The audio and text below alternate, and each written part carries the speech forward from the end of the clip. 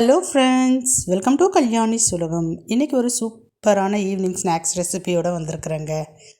ரெண்டு பொட்டேட்டோ இருந்தால் போதும், 10 நிமிஷத்தில் செஞ்சிடலாம். வெளியே கிறிஸ்பியாகவும் உள்ளே சாஃப்டாகவும் பொட்டேட்டோ கட்லட் எப்படி செய்யலாம்னு சொல்லிட்டு பார்க்கலாம் வாங்க. முதல்ல பொட்டேட்டோ எடுத்துக்கலாம். இதை நல்லா கழுவிட்டு குக்கரில் ஒரு 5 விசில் விட்டு இறக்கிக்கலாம்.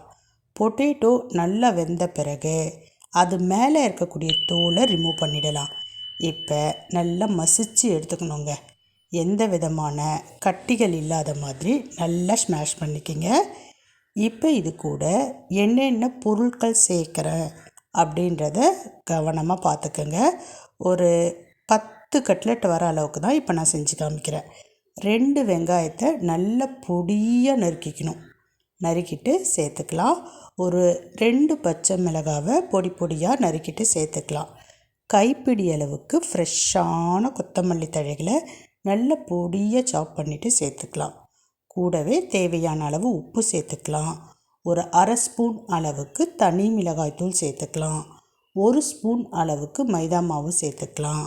1/2 ஸ்பூன் அளவுக்கு சீரகத்தூள், 1/2 ஸ்பூன் அளவுக்கு கரம் மசாலா, ஒரு 1/2 பழ அளவுக்கு லெமன் ட்ராப்ஸு, கூடவே ஒரு சின்ன கப்பில் பிரெட் கிராம்ஸ் சேர்த்துக்க போகிறோம். இப்போ எல்லாத்தையும் சேர்த்தாச்சு. நல்லா மிக்ஸ் பண்ணிக்கலாம். மிக்ஸ் பண்ண பிறகு நமக்கு என்ன ஷேப்பில் வேணுமோ அந்த ஷேப்பில் உருட்டி எடுத்துக்கலாம். இப்போ நான் ஓவல் ஷேப்பில் உருட்டிக்கிறேன். இது ஈஸியாக இருக்கும், குழந்தைங்கள அட்ராக்ட் பண்ணுற மாதிரியும் இருக்கும். எல்லாத்தையும் இதே மாதிரி உருட்டி எடுத்துக்கலாம். உருட்டின இந்த உருளைகளை மைதா மாவில் கரைச்சி எடுத்த தண்ணியில் டிப் பண்ணிக்கலாம். ஒரு 2 ஸ்பூன் அளவுக்கு மைதா மாவை இந்த மாதிரி தண்ணி சேர்த்து நல்லா கரைச்சிக்கிங்க. அதுக்கப்புறமேட்டு அதை பிரெட் கிராம்ஸில் புரட்டி எடுத்துக்கணும். நல்லா புரட்டி எடுத்துக்குங்க. மேலே ஃபுல்லாக பிரெட் கிராம்ஸ் கோட்டாயிருக்கணும். நீங்கள் பிரெட் கிராம்ஸ் ரெடிமேடாகவே விற்கிது, அதுலேயும் செய்யலாம். அப்படி இல்லைன்னா ப்ரெட்டை நல்லா நெய்யில் வறுத்துட்டு மிக்சியில் பல்ஸ் மோடில் போட்டு எடுத்திங்கன்னா நல்ல பொடியாக ஆகிடும். அதுலேயும் நீங்கள் புரட்டி எடுக்கலாம். இப்போ ஸ்டவ் ஆன் பண்ணி பேன் வச்சுக்கலாம்.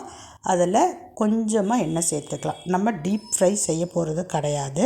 இப்போ நம்ம ஊற்றின எண்ணெய் நல்லா ஹீட் ஆகிடுச்சு. இப்போ அதில் நம்ம உருட்டி வச்ச உருளைகளை நீட்டாக அடுக்கிக்கலாம். ஒன்று மேலே ஒன்று படாத அளவுக்கு தனித்தனியாக அடுக்கிக்கிங்க.